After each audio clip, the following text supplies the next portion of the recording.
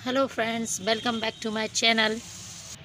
आज हम बात करेंगे एक ऐसे प्लांट की कि उसकी यदि अभी से अच्छी तरह से देखभाल की जाए तो वो प्लांट हमें विंटर में भर भर के फूल देगा और बहुत खूबसूरत प्लांट है। बात करेंगे गुलदाउदी की, जो कि एक विंटर का बहुत सुंदर फूल देने वाला और बहुत ज़्यादा मात्रा में फूल देने वाला प्लांट है। लेकिन इसकी हमें अभी से देखभाल करनी पड़ेगी, तब जाके ये विंटर में हमें फूल देगा। यदि आप अभी से इसकी केयर नहीं करते हैं तो इसमें फूलों की मात्रा कम हो जाएगी और ये अच्छी तरह से ग्रोथ भी नहीं कर पाएगा।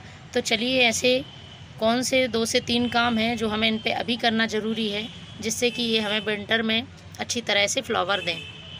देखिए, मैंने इस सीज़न की जो कटिंग्स लगाई थी उनकी आप ग्रोथ देखिए। ये एक कटिंग है, ये मेरी दूसरी कटिंग्स हैं और ये है। इस तरह से मैंने बहुत सारी कटिंग्स लगाई थी और सारी बहुत अच्छी तरह से ग्रोथ कर रही हैं।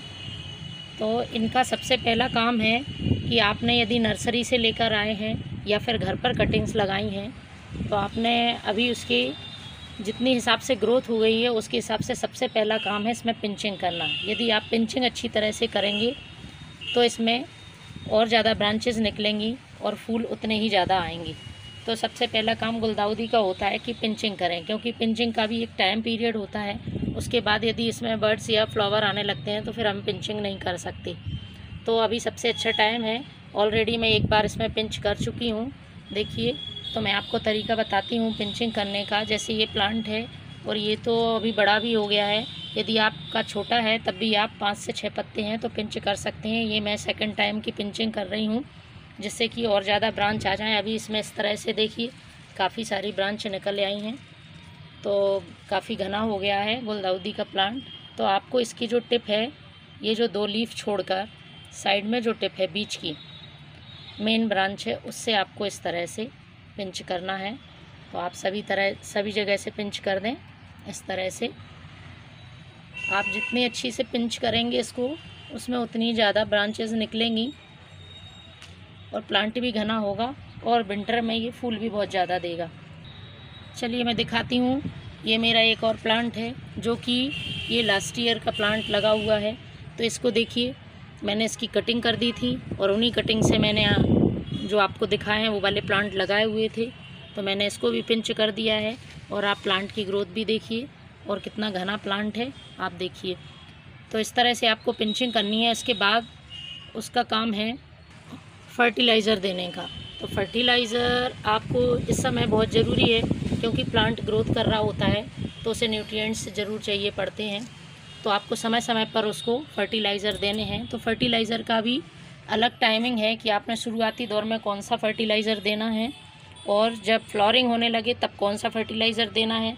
तो चूँकि अभी प्लांट में फ्लावरिंग नहीं हो रही है, अभी ये ग्रोथ कर रहा है, तो मैं आपको 2 ऐसे फर्टिलाइज़र बताती हूँ जिनको देने के बाद आपको विंटर सीजन में बहुत हेल्दी प्लांट मिलेगा और बहुत ज़्यादा फ्लावरिंग होगी। फ्लावरिंग इतनी होती है कि आपके ये पत्तियाँ नहीं दिखाई देंगी, सिर्फ फ्लावर दिखाई देंगे। तो चलिए मैं आपको बताती हूँ। ये मेरे पास एक लिक्विड फर्टिलाइज़र है जो कि मैंने सरसों की खली से बनाया है। आप चाहें तो सरसों की खली का पाउडर भी यूज़ कर सकते हैं। यदि मिट्टी ज़्यादा आपकी गीली है या बारिश का सीज़न है तो आप उसका पाउडर भी यूज़ कर सकते हैं। और ध्यान रहे कि जब आप ये लिक्विड फर्टिलाइज़र दे रहे हैं तो गमले की जो मिट्टी है वो बिल्कुल ड्राई होनी चाहिए। ये देखिए बिल्कुल ड्राई मिट्टी है। आप गीली मिट्टी में ये फर्टिलाइज़र ना दें। ये देखिए मेरी मिट्टी बिल्कुल ड्राई है। इस तरह से मिट्टी हो तब आप इस फर्टिलाइज़र को दें।